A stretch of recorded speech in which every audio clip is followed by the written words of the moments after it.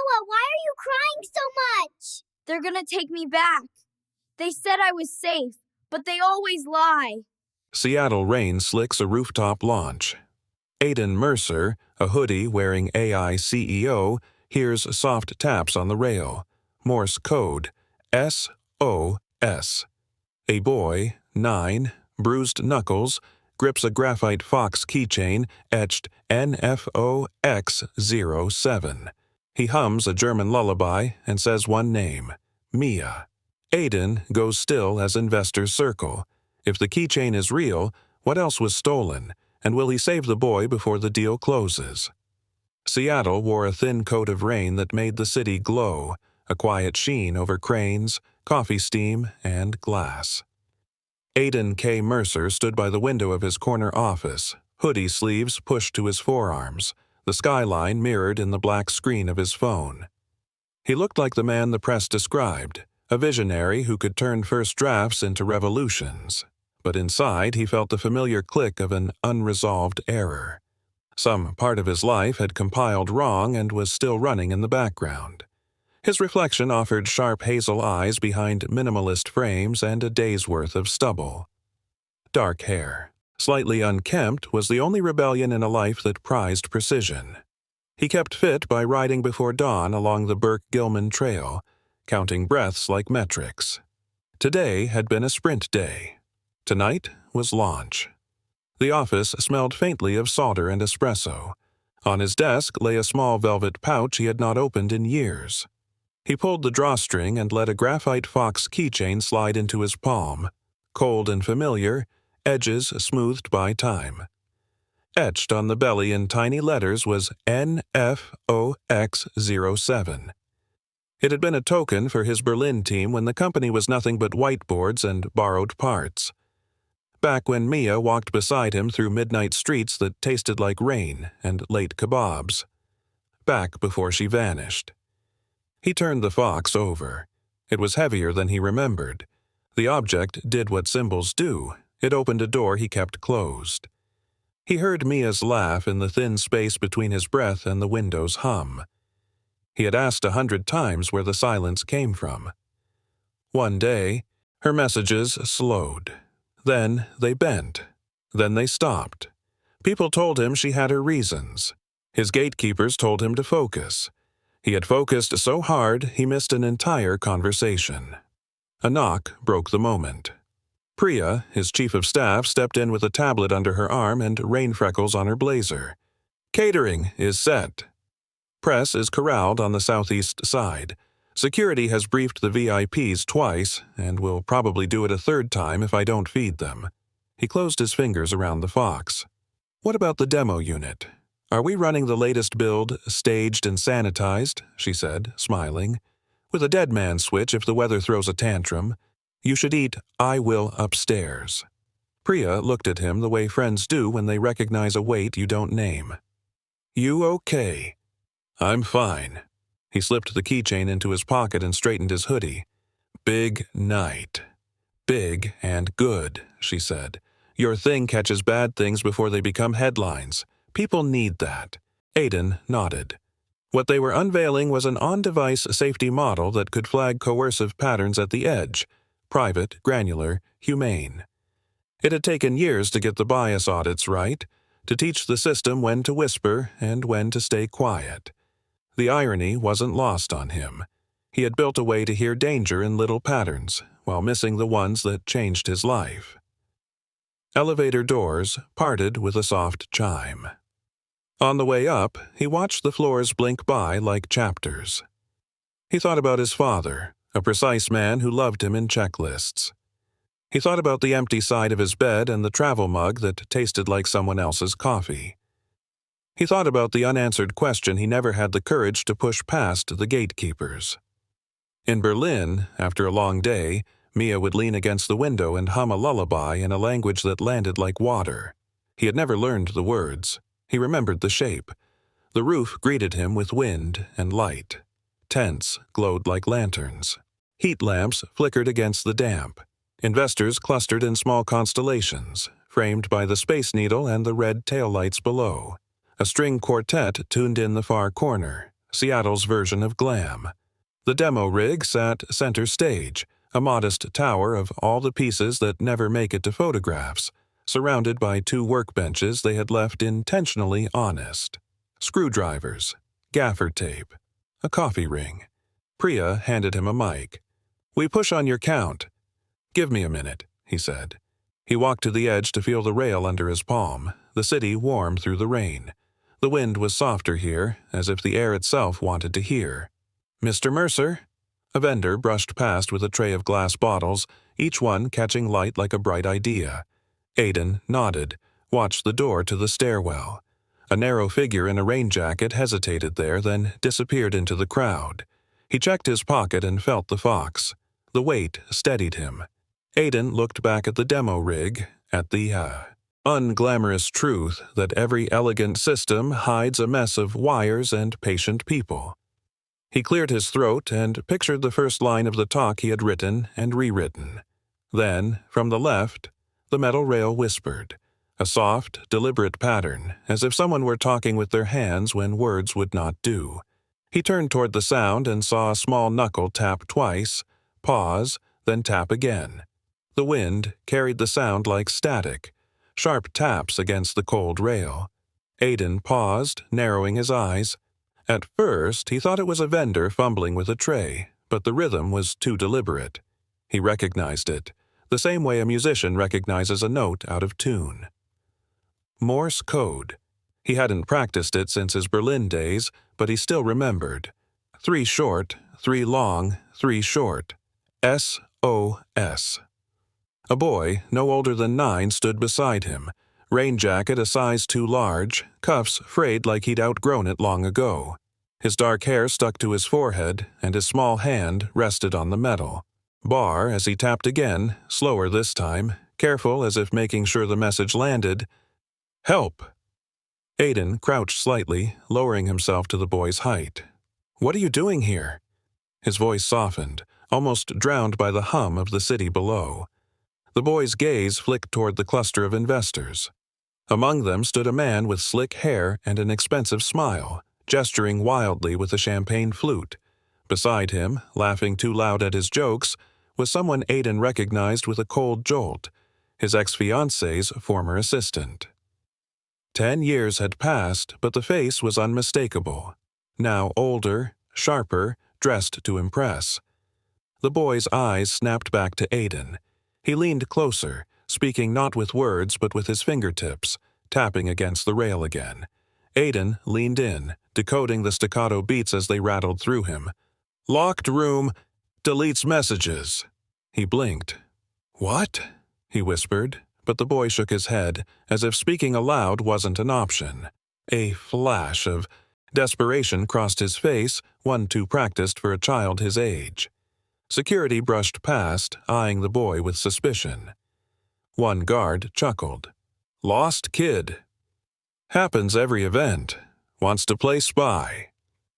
He reached for the boy's shoulder, but the child jerked away and quickly pulled up the sleeve of his jacket.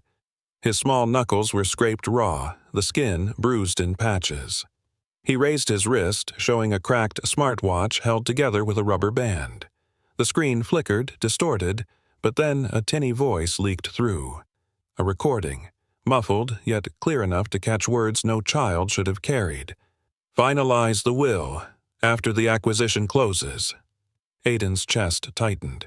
His gaze shot to the boy, who now hugged the device close like a lifeline. "Who told you to find me?" he asked, voice steadier than he felt. The boy didn't answer directly. Instead, he pulled something from his pocket. A small object dangled from his fingers, gray, scratched, unmistakable. A graphite fox keychain, etched faintly with letters worn by time. NFOX07. Aiden's breath hitched. His pulse thudded in his ears, drowning out the quartet's tuning and the clink of glasses. He had given out maybe a dozen of those keychains, back when everything fit in a Berlin garage and they'd laughed about how ridiculous it was to laser-etch code names onto trinkets. He still kept his own in a drawer at home. How could this boy? The child fidgeted with it nervously, as if not knowing its value but holding it like a talisman. His lips moved, hesitant. In halting German, a melody barely formed. A lullaby. The same one Mia used to hum when the nights grew long and their future was a blueprint more fragile than the paper it was drawn on. Aiden's throat went dry. "Where did you learn that?" His voice cracked, almost a plea. The boy looked at him with wide, watchful eyes, and then, in a whisper roughened by rain and fear, he said one word that detonated the ground beneath Aiden's feet. "Mia." The crowd's applause swelled as someone announced the demo's start, but Aiden heard none of it. He stared at the boy, the keychain, the bruises, and the lullaby still echoing in his head. If this was real, if the pieces aligned the way he feared, then the boy wasn't a stranger at all. He might be the son Aiden never knew existed. The applause washed across the rooftop, but Aiden barely heard it. His eyes stayed locked on the boy who clutched the graphite fox like it was both shield and secret. Around them, the event pulsed with curated light and music, investors clinking glasses, cameras flashing, the city skyline turning every raindrop into a spark. Yet here, in the quiet space by the rail, everything narrowed to one point. The boy's trembling hands and the single word that still rang inside Aiden's chest. Mia. Aiden crouched lower, rain misting across his glasses. "What's your name?" he asked softly. The boy hesitated, glancing toward the slick-haired investor across the floor. Then, barely above a whisper, he said, "Noah." The name hit with equal weight. Aiden's throat tightened as his mind flicked through a decade of what-ifs. He forced his voice steady. "Noah, why are you here?" The boy swallowed. Instead of answering, he lifted the cracked smartwatch again, fumbling with the screen until a frozen image flickered to life. A pixelated photo of a younger Aiden, grainy but unmistakable, tucked between corrupted files. Aiden's breath caught. His own face, younger, less guarded, looked back at him, and in that same moment the audio recording resumed, clearer this time. "He doesn't need to know the truth. We finalize custody, move the assets. Once the acquisition closes, no one will question it." Noah's knuckles tightened around the watch. His other hand tapped again against the rail, desperate, insistent. "He said you left. He said you chose your company over us." Aiden felt the words like a blade sliding between old scars.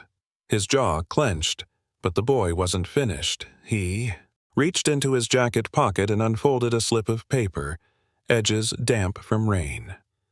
On it was a short note in hurried handwriting, a single line. "Keep him close, he's leverage." The roar of blood in Aiden's ears drowned out the party's chatter. He stared at the note, at Noah's bruised knuckles, and the truth began to stitch itself together like lines of code converging. The assistant from his past, now standing with a financier who smiled too easily. The boy with the fox keychain only a handful of people ever held. The lullaby. Mia's name. And now this note. Aiden's chest ached. "Who gave you this?" Noah shook his head quickly, eyes wide with fear. He pointed toward the cluster of men laughing near the stage. "They said I can't tell." His voice cracked. The slick-haired investor lifted his glass in a toast as if mocking Aiden from across the roof. Aiden's certainty fractured. For years he had buried the absence, convinced himself that Mia's silence was her choice, that some chapters ended without explanation. But this boy was proof that someone had written a different script behind his back. The missing messages, the unanswered calls, the sudden wall of silence. It hadn't been fate. It had been sabotage. Aiden looked at Noah again. The boy stood stiff in the rain, waiting for a verdict. Small, fragile, but with a courage that made his voice steady even in Morse taps. He had risked walking into this rooftop world of men in suits and women with champagne flutes, clutching only a cracked watch and a prototype keychain, begging for help the only way he knew. "Listen to me," Aiden said, his voice low but fierce. "You're safe with me." "I'm not going anywhere." Noah's eyes searched his face, uncertain, as if he had heard promises before that dissolved into lies. The boy's lips parted, forming a question he wasn't sure he dared to ask. You're not leaving? Aiden shook his head. Not again. Before he could say more, the crowd erupted as the demo countdown began. Cameras pivoted, lights blazed brighter, and all eyes turned to Aiden. But he couldn't move. Not while Noah clutched the Fox keychain like a heartbeat. Not while the word Mia still lingered between them like smoke. In the wind, hushed corner of the rooftop, father and son stood on the edge of a revelation that would change everything. The spotlight swept toward him, but Aiden didn't step into it. He lingered at the edge with Noah, the graphite fox glinting faintly between the boys' fingers. The chatter of investors and the swell of music faded into background noise, like static around a signal. Noah's voice was small, but sharp. They said, "After the acquisition closes, there won't be anything left for me." Aiden's pulse hammered. "Who said that?" Noah tapped against the rail again, rapid and nervous. The code was imperfect, but the meaning bled through. Guardian, with investor, finalize will. Aiden's stomach dropped. He leaned closer. "What do you mean, finalize?" The boy pulled his cracked smartwatch up again, shaking it until another file surfaced. This one wasn't garbled. A clear recording of two voices.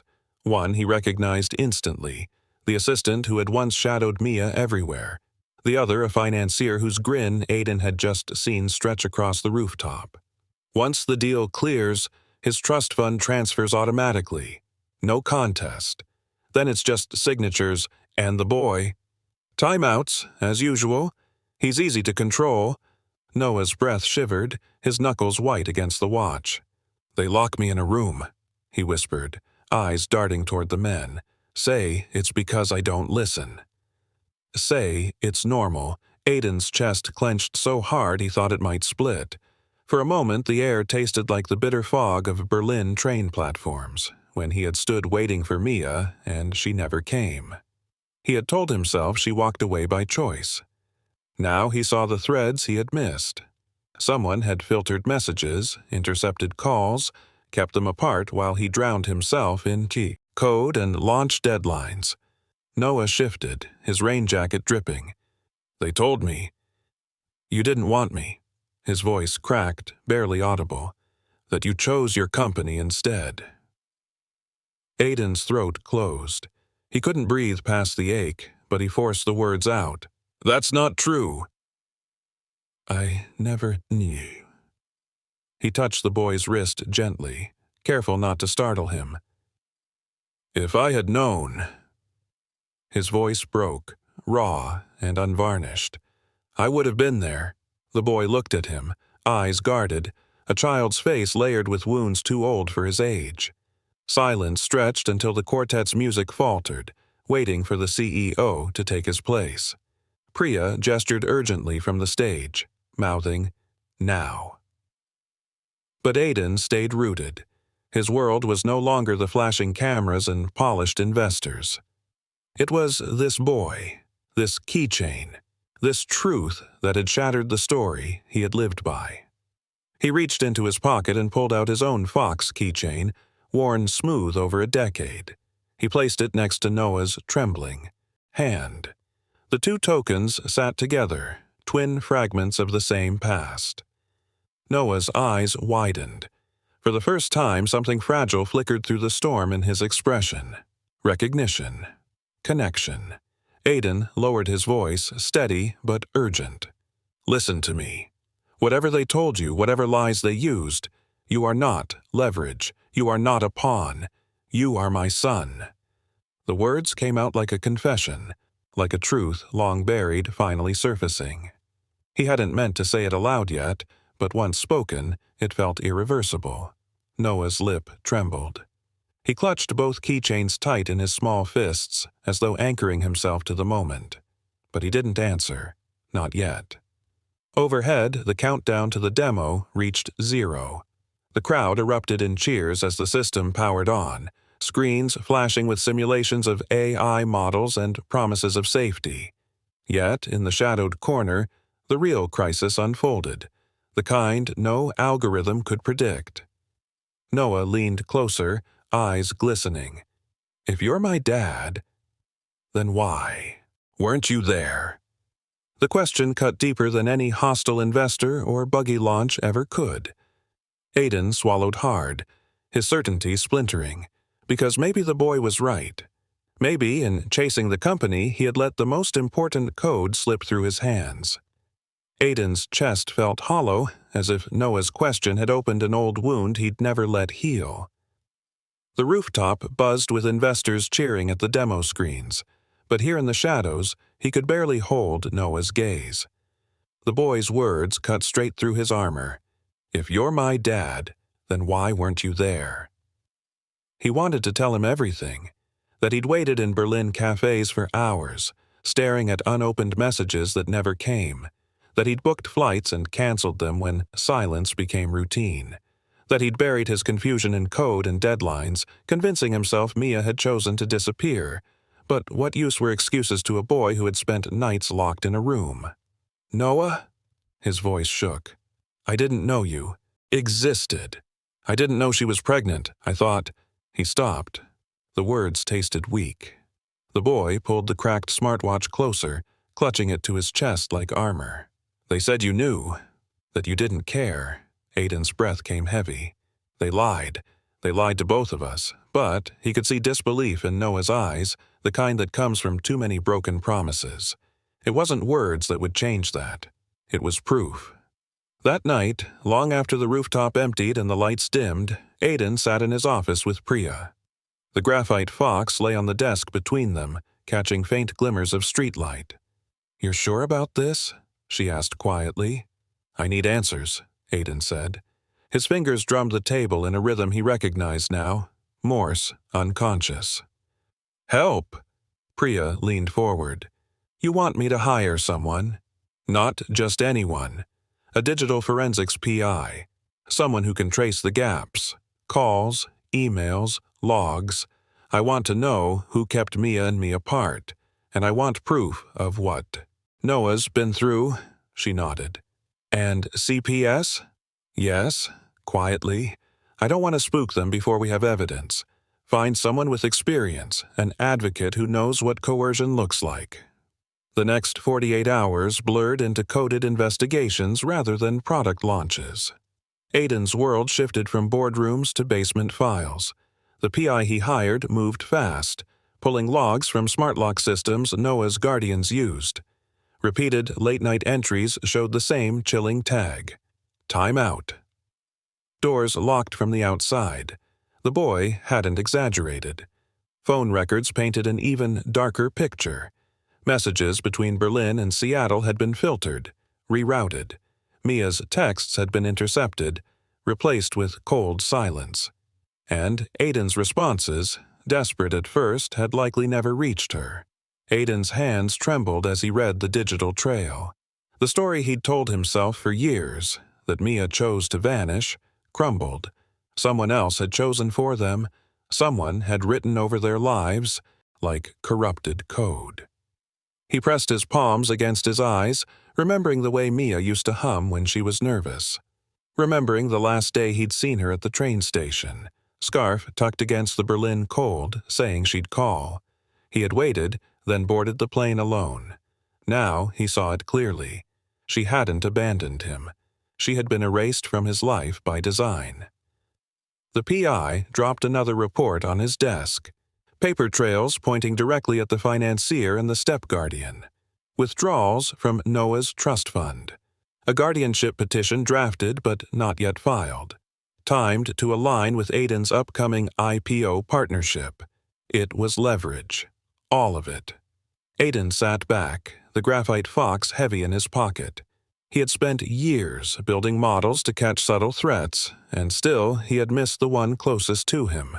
He thought of Noah's bruised knuckles, the way his small hand tapped for help on the railing. He thought of the boy's broken voice asking why he hadn't been there. Aiden clenched, the report in his fist. There would be no more missed signals, no more silence. He knew what had to come next. The PI's report lay open on Aiden's desk, its pages heavy with the weight of truth. Line after line confirmed what his gut already knew. Noah wasn't just some child caught in corporate crossfire. He was Aiden's. The paper trails, the intercepted calls, the lock logs, it all pointed to one horrifying conclusion. They had stolen years from him, from Mia and from Noah. Priya's voice broke the silence. "So, what's next?" Aiden's jaw tightened. "I stop running models and start facing reality. I need confirmation DNA?" she asked, though her tone made it clear she already knew the answer. "Yes. Quiet. No labs the Guardians can reach. I'll use one of our clinical partners. Off the books." He pushed the report away as if it burned. "If I'm wrong, then I'll carry that weight. But if I'm right..." His voice trailed. He couldn't say it yet, not until the data spoke. The next morning, Aiden found Noah in the robotics lab's quiet corner, tinkering with a box of spare parts Priya had left to distract him. The boy's focus was uncanny, his small fingers moving with deliberate care as he pieced together gears. He didn't look up when Aiden approached, but he did say softly, "I thought you'd left." Aiden crouched beside him. "I'm not leaving." He held up a small swab kit, its sterile package catching the lab's fluorescent light. "I need your help. Just a simple test. No pain. Just clarity." Noah frowned. "Why?" "Because," Aiden said, voice unsteady, "sometimes the truth gets hidden. This test will show what no lie can cover. It'll tell us if..." He stopped himself, unwilling to put pressure where trust hadn't yet formed. "It'll tell us what's real." The boy hesitated, eyes narrowing as if searching for a trap, but then he reached out and took the kit. "Okay, but only if you promise. No secrets." Aiden nodded. No secrets. The swab was quick, unremarkable in action, but monumental in implication. Priya arranged for a courier, no labels beyond a nondescript envelope, and within hours the sample was on its way to their partner lab. The waiting gnawed at him. Aiden filled the hours with half work, skimming emails without focus, drafting responses he never sent. His mind kept circling back to Berlin nights, to Mia's smile when she etched the first Fox logo onto their lab door, to the silence that had followed. He had trained neural nets to recognize patterns invisible to the human eye, but the most obvious pattern in his life he had refused to face, his avoidance, his fear of what love might demand. 2 days later, the results arrived in a sealed digital file, marked private. Aiden's pulse hammered as he opened it. The words were plain, clinical. No drama in their delivery. Probability of paternity, 99.99%. For a moment, he couldn't breathe. His chest expanded, but the air wouldn't come. Then, like code finally executing after a long freeze, the truth hit him with devastating clarity. Noah wasn't just a possibility. He was his son. The weight of it pressed on him, heavier than any IPO, any keynote, any investor demand. A line of thought burned in his mind, unbidden, the way his engineers sometimes left jokes in the code: value. Error, priority, miscalculation. He had chased scale and growth, had measured life in the milestones and metrics, while the most important line of code, the one written in blood, in inheritance, in trust, had gone unread. He pressed his hands to his face. Regret wasn't a strong enough word. This was loss rendered in years, in birthdays missed, in lullabies never sung. He thought of Noah clutching the cracked smartwatch, asking why his father hadn't been there. Now the answer was undeniable, etched in data.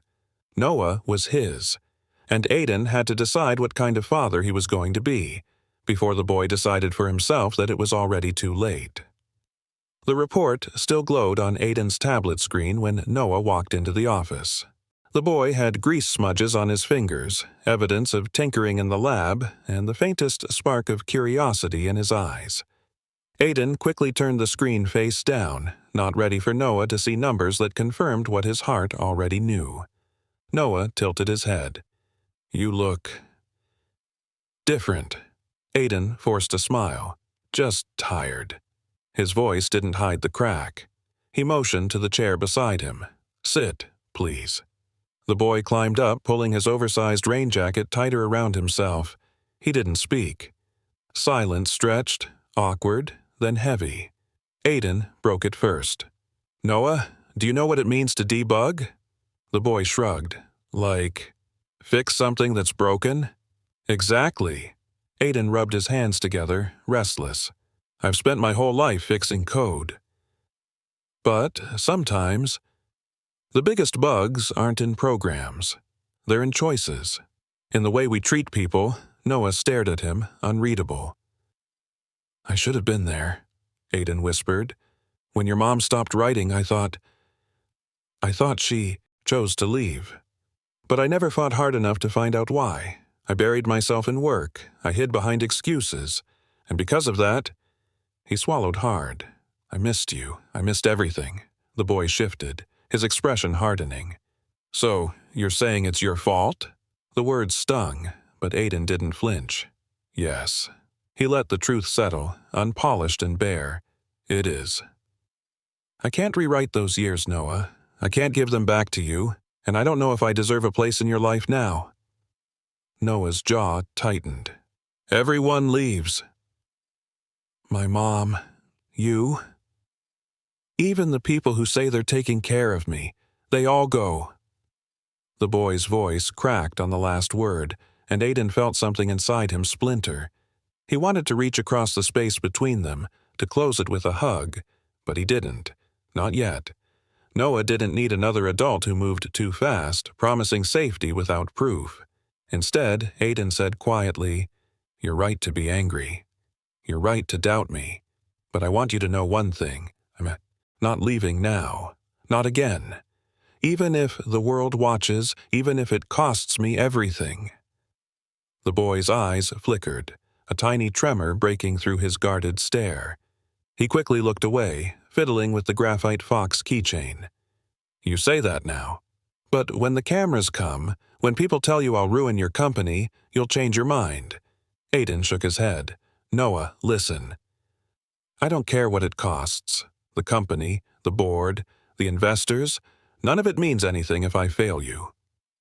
The boy was quiet, but Aiden noticed his grip on the fox keychain loosen ever so slightly. Later that night, alone in the apartment above the robotics lab, Aiden stood by the window staring at the city lights. For the first time in years, he felt something heavier than ambition. Fear. Not of losing money or reputation, but of failing to repair what had been broken between him and his son. He thought about paparazzi flashes, shareholder rage, headlines tearing into him for the scandal of a secret child. He thought about Noah being dragged through court battles, his life dissected for profit. And in that storm of possibilities, one thought anchored him. I will not let him go through this alone. Aiden closed his eyes, whispering to himself like a vow. No more hiding behind sprints and ship dates. No more silence. From now on, he comes first. For the first time in his life, the CEO who had built his empire on the calculated moves realized the hardest, most important decision wasn't in a boardroom. It was here, staring back at him in the reflection of a boy's eyes. The rain had quieted by the time Aiden made his choice. Seattle glowed under street lamps, the city humming its late-night rhythm, but inside the robotics lab's upper apartment, everything felt suspended. Aiden stood over the small kitchen counter, laying out 2 plates and a carton of pancake mix he'd found in the cabinet. He wasn't thinking about IPOS or shareholders anymore. He was thinking about Saturday mornings, about what it might mean to build trust, one quiet ritual at a time. When Noah shuffled in, still wearing the too big rain jacket, Aiden smiled faintly. You ever had pancakes for dinner? The boy blinked, suspicious. That's not dinner food. Depends on who you ask, Aiden said, whisking batter with a clumsy flourish. Around here, pancakes don't follow rules. A flicker of curiosity cracked Noah's guarded expression. He slid onto a stool, watching Aiden fumble with the pan. The silence was softer now, filled with small sounds, the sizzle of batter, the tap of utensils. After a moment, Aiden turned, serious. I want to make you a promise, Noah. No NDAS. No press. No one else in the room. Just us. Just pancakes and building bots on Saturdays. The boy's eyes narrowed. Bots? Yeah, Aiden said, a smile tugging at the corner of his mouth. I've got more spare parts than I know what to do with. We can build something small. Simple. Yours to name. Noah looked down at the counter, chewing his lip. Promises don't mean much. People break them, I know. Aiden set the spatula aside, his tone steady but raw. That's why I'm not asking you to believe me right away. I'm asking you to let me prove it. The boy's gaze flicked toward the window, as if weighing escape routes even here. Aiden's chest ached at the reflex, the instinct of a child who had been let down too many times. I'm also working on something else, Aiden added gently. A legal team. People who know how to help kids when the adults around them don't do right. I want to make sure you're safe, Noah. Not just here, but everywhere. The boy hugged the graphite fox close, his thumb rubbing the etched letters. Safe means... No locked rooms? Aiden's throat tightened. Safe means no locked rooms. Ever again. For a long time, Noah said nothing. The only sound was the quiet flip of a pancake, landing golden on the plate. Finally, the boy whispered, "And no secrets?" Aiden leaned on the counter, meeting his eyes. Not about us. Ever. The words hung there, fragile but steady, like the first beam of a bridge across a chasm. Later, as the rain began again against the window, Noah curled on the sofa with a blanket while Aiden sat nearby, papers spread but forgotten. The boy's breathing slowed, finally drifting into sleep.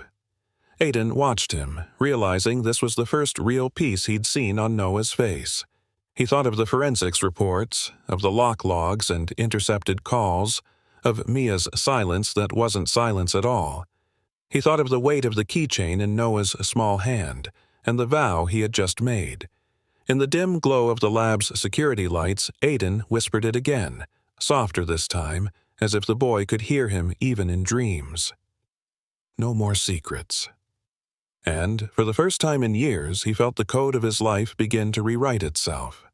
Not in algorithms or metrics, but in trust. The morning broke with a pale gray light, rain streaking the lab's tall windows.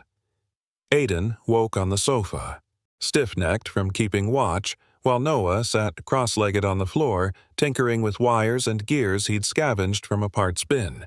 The boy's focus was absolute, tongue caught between his teeth in concentration. Aiden rubbed his eyes. You building something without me? Noah glanced up, hesitant, then muttered, Just trying. He held up a tiny chassis, wheels uneven. Aiden slid down beside him on the floor. Mind if I join? The boy shrugged. You'll mess it up. Maybe, but maybe I'll debug it. Aiden grinned faintly, and for the first time Noah's mouth twitched in something like a smile. They spent the next hour side by side, soldering, adjusting, reassembling. Aiden introduced Noah to version control for breakfast. Banana pancake V1.2, before declaring the rover prototype ready for launch. The boy's small laugh when the rover spun in its first clumsy circle was a sound Aiden wanted to memorize. And then it happened.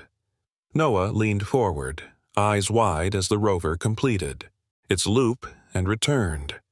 The word slipped out unguarded, raw and true. Dad, look! The room went silent except for the whir of the tiny motors.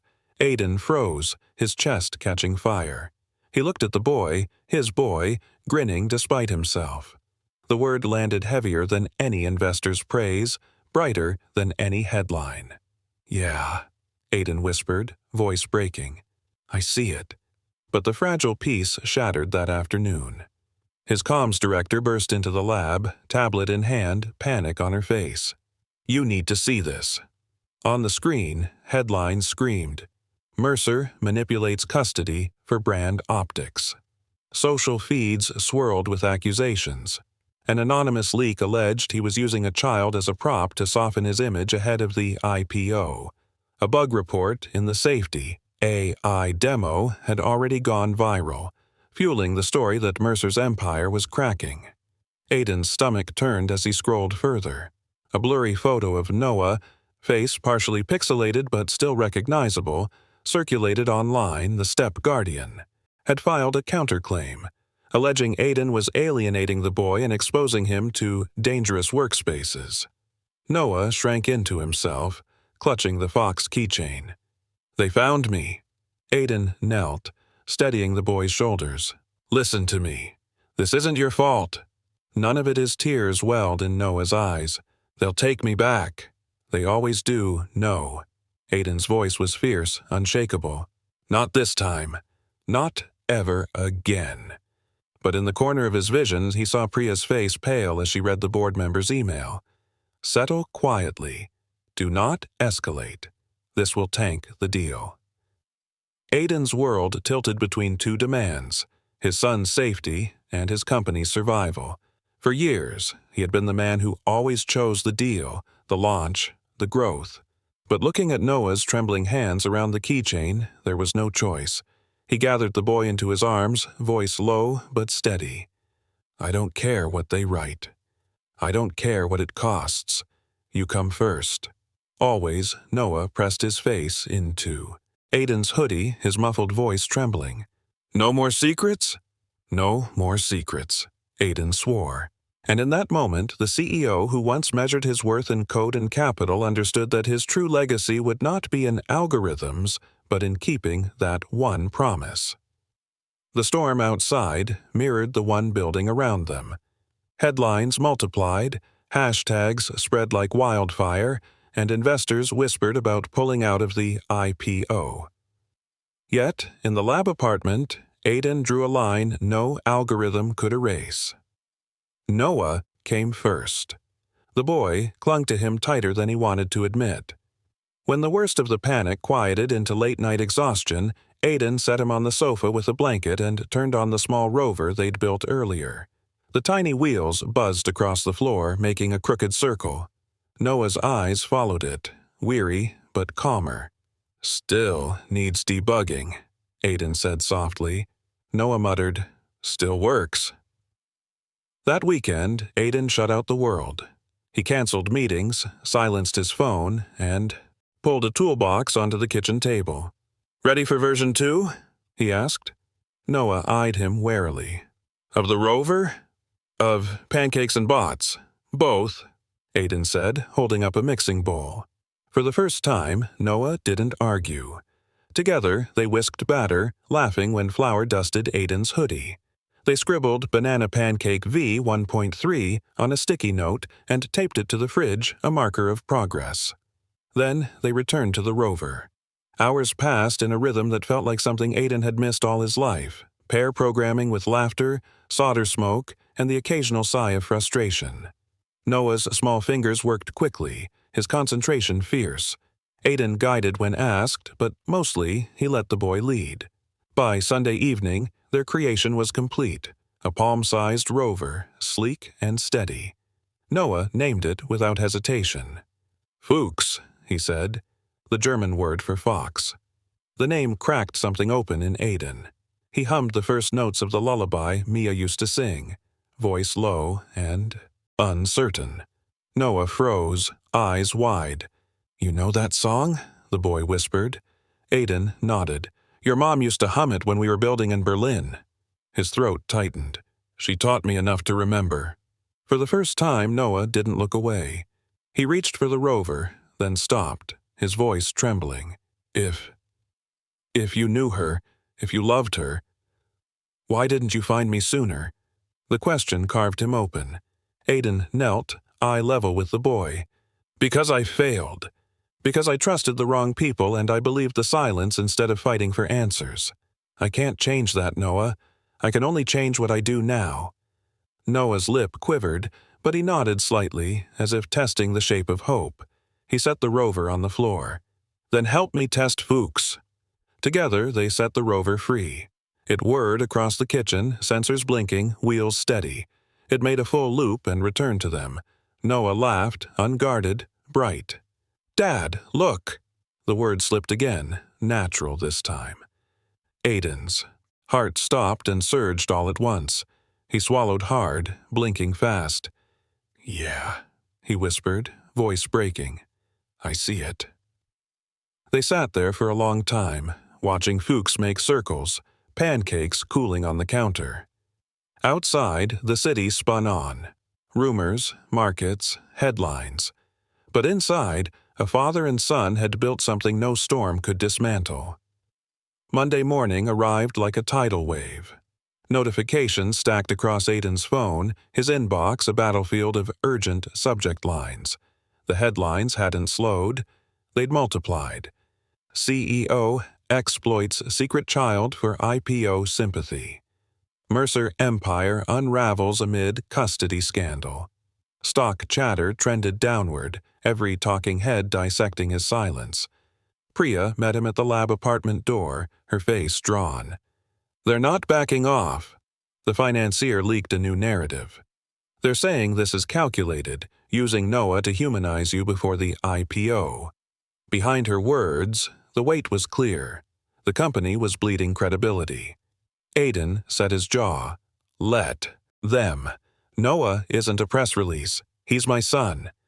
Priya's eyes softened, but her voice stayed sharp. "The board doesn't see it that way. They've already scheduled an emergency call, and there's more." She handed him a folder. Inside were legal papers, stamped and official. The step-guardian had filed a counterclaim. Words like alienation and endangerment screamed from the page.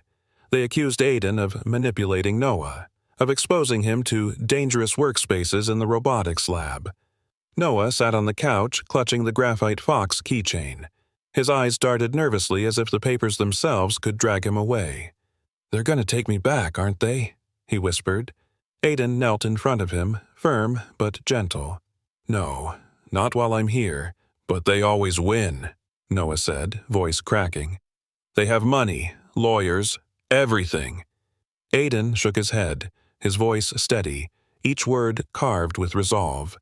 "And I have you. That's all that matters." Later that day, during the board call, the pressure came down hard. One director leaned into the camera, exasperated. "Aiden, the optics are catastrophic. Settle quietly. Don't escalate. Your personal issues cannot sink this company." Aiden stared at their faces, calculating, worried about market perception more than truth. For years he had listened, compromising pieces of himself for the sake of growth, but not this time. "My personal issue," he said evenly, "is a 9-year-old boy who deserves safety more than your stock price. If that costs us, so be it." The silence on the line was deafening. Then, one by one, the board members disconnected, leaving him alone in the echo of his choice. When the call ended, Aiden sat heavily at his desk. Outside, rain blurred the skyline, neon lights bleeding into the gray. He pulled the DNA report from his drawer and laid it beside the Fox keychain. Proof, truth. A story the world didn't want to hear, but one he refused to bury. Noah padded over, curling against the chair. His voice was small. "What if they don't believe you?" Aiden rested a hand on his son's shoulder. "Then I'll show them. Evidence. Lock logs, recordings, everything. I won't let lies win this time." The boy's eyes searched his face, as if weighing whether to trust the vow. Slowly, he nodded. For the first time in days, Aiden felt clarity. The media storm could rage, the board could collapse, but one truth would not bend. He would not surrender his son. Still, he knew promises weren't enough. He needed to act. Not just for Noah, but for every child who had been silenced by adults with power. As the city lights flickered through the rain, Aiden began sketching something new on his notepad. Not a product roadmap, not a growth model, but a blueprint for justice. The blueprint took form in the quiet hours of night. Not lines of code this time, but a vision for something larger than his company's IPO. Aiden sat at the kitchen table, Noah asleep on the couch, the graphite fox resting between them, every so. Often, he glanced at his son, the rise and fall of his chest reminding him what was at stake. By morning, he had a plan. He stood before the press, not with a demo unit or investor slides, but with conviction. Cameras clicked, lenses hunting for scandal. Instead, Aiden spoke of children. Children like Noah who slipped through cracks, controlled by guardians who abused power. He introduced the Mercer Trust for Child Safety and Digital Defense, an initiative to protect them. "This is not about brand optics," he said, voice steady. "This is about lives. We are open-sourcing a bias-audited model that can flag coercive control patterns in texts and IoT logs. Private, anonymous, humane. We are endowing legal aid for guardianship abuse cases. We are funding workshops in schools about consent and digital safety." He cited the numbers, not as statistics, but as lives. Hundreds of thousands of children entering foster care every year. The documented risks of coercive control, too often dismissed as discipline. "If my company stands for anything," he declared, "let it stand for safety first and profit second." The questions came hard. "Is this about your rumored son? Isn't this a PR stunt to distract from your IPO struggles?" Aiden didn't flinch. "This is about every child, including mine." The room gasped. The admission was out. Noah's existence, no longer whispered in shadows, was spoken into light. That night, headlines split. Some mocked him. CEO weaponizes personal drama. Others called it bold, necessary.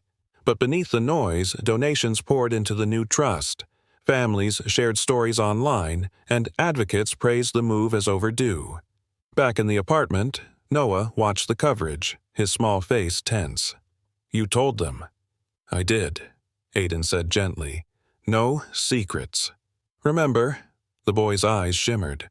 "But now, everyone knows. Better they know the truth than live a lie." Aiden crouched beside him. "I can't promise it'll be easy, but I can promise you'll never face it." Alone, Noah clutched the Fox keychain. "They'll still try to take me." "They can try," Aiden answered firmly, "but now we have proof, allies, and the truth on our side." For the first time, Noah leaned against him without hesitation. Aiden wrapped an arm around his shoulders, anchoring him. Later, when the boy slept, Aiden sat by the window, exhaustion tugging at him. But inside, a fire burned steady. He wasn't just fighting for Noah. He was building something bigger, guardrails for children who had none. The next steps would be harder. Courtrooms, cross-examinations, facing the people who had lied to him for a decade. But for once, he felt no doubt. He had his son's trust to earn, and he wouldn't waste it. In the quiet, he whispered to the sleeping boy, "I will not let them win. Not this time. Not ever again." And somewhere deep inside, he believed it. The courtroom was colder than Aiden expected, the air heavy with whispers and the click of pens. Noah sat beside him at the shot. Plaintiff's table, legs too short to reach the floor, clutching the graphite fox so tightly his knuckles whitened. Aiden kept one hand on the boy's shoulder, steady, unshakable. Across the aisle, the step-guardian avoided their eyes, whispering to the financier's lawyer. They looked confident, as if they'd already won. The judge called the room to order. Aiden rose when prompted, voice clear. "Your Honor, I'm here not as a CEO, but as a father, and I intend to prove that my son deserves safety, not leverage." Evidence began to roll out, piece by piece. The digital forensics PI took the stand, explaining how smart lock logs showed repeated timeouts, doors locked from the outside with Noah trapped in storage rooms. Gasps rippled through the gallery. Then came the phone records. Messages intercepted, calls spoofed, the pattern of interference stretching back nearly a decade. Aiden's chest tightened as he listened, proof of how carefully his life had been rewritten without his consent. The Most damning evidence arrived in the form of audio. From Noah's cracked smartwatch, played through the court speakers, the financier's voice slithered across the room. Once the deal clears, his trust fund transfers automatically. Then it's just signatures. The boy's easy to control. Noah flinched at the sound, shrinking into his chair. Aiden placed his hand over the boy's, grounding him. The defense scrambled, claiming exaggeration, misunderstanding. But then, Aiden produced the DNA report. Simple, irrefutable, paternity confirmed. Silence fell heavy. The judge's eyes softened, but her tone stayed firm. This child deserves protection. Effective immediately, emergency custody is granted to Mr. Mercer. Noah's head snapped up. Does that mean I don't have to go back? Aiden bent down, voice low but steady. It means you're safe. With me, the boy's lip trembled, and then he launched into Aiden's arms, clinging as though afraid the world might shift again. Aiden held him tight, eyes burning, relief crashing over him. Outside the courthouse, reporters swarmed, cameras flashing. Aiden shielded Noah with his body, guiding him through the crowd. For once, he didn't care about headlines or optics. He only cared that his son was free. That evening, back in the lab apartment, Aiden placed a long box on the table. "This is for you," he said. Noah opened it slowly, eyes widening. Inside was a carbon fiber skateboard, sleek and strong, engraved with GPS coordinates of their rooftop meeting. Inset near the tail was a tiny silver fox. The boy ran his fingers over the engraving, silent for a long moment. Then he whispered, "Why this?" "Because that night changed everything," Aiden said, "and I want you to remember where we started, together." Noah looked up, tears shimmering. "So, it's really us now?" Aiden smiled, raw and certain. "Fox and son. Saturday builders. That's our start." The boy's laugh broke free, light and real. He clutched the board to his chest, and for the first time, Aiden felt the weight of years lift. He hadn't just won a case. He had begun to win his son's trust. The weeks after the verdict felt like the first breath after years underwater. Noah settled into the rhythm of safety, his laughter slowly replacing the silence that once filled the apartment above the robotics lab. Saturday mornings became sacred. Pancakes stacked high, then hours spent in the lab building bots with other kids Aiden quietly invited into their circle. Fox and Son Saturday Builders. The sign on the door read, painted in Noah's messy handwriting. The space filled with energy, children soldering, coding, laughing, mentors guiding gently. Trauma-aware counselors hovered nearby, turning the lab into more than a workspace. It was a sanctuary. One Saturday, as Noah tested Fuchs 2.0, the rover zipped around cones with perfect precision. He beamed, looking up at Aiden. "Dad, look!" It worked. The word, Dad, landed softer now, not a slip, but a truth spoken freely. Aiden bent to watch, heart swelling. "Yeah, it did. Just like you." But Aiden knew his role wasn't only father. He had responsibilities as a leader too, and that meant reshaping the very company that once distracted him from the life he almost lost. At the next all hands, he stood before his team, hoodie sleeves pushed up as always, but something in him different. "For too long," he began, "we've measured success by launches, by growth, by speed. But from here on, we measure differently, by what we protect, by how we build with grace." He announced the Family First Founder policy, mandatory support for parents, flexible schedules, protected family leave. The company's roadmap shifted away from chasing growth at all costs to embedding ethical guardrails into every product. "We don't just build models," Aiden said, "we build futures. And that means we choose dignity over speed." The board resisted at first, but the tide had changed. Public opinion, once skeptical, now praised the trust he had founded, the transparency he showed in court, And Noah, without knowing, had become the quiet proof of what mattered most. One evening, Aiden walked with his son along the Burke-Gilman Trail. The boy rode his skateboard, the one engraved with the GPS coordinates of the rooftop where their lives had converged. He wobbled, laughed, pushed again, his voice carried by the wind. "Faster, Dad! Come on!" Aiden jogged beside him, heart pounding with more than exertion. This was the life he'd almost lost. Ordinary, imperfect, but real. No investors, no headlines, just a boy and his father chasing daylight. When they stopped for breath, Noah leaned against him, clutching the silver fox around his neck. "You're not leaving, right?" Aiden looked at him, eyes steady. "Not about us, ever."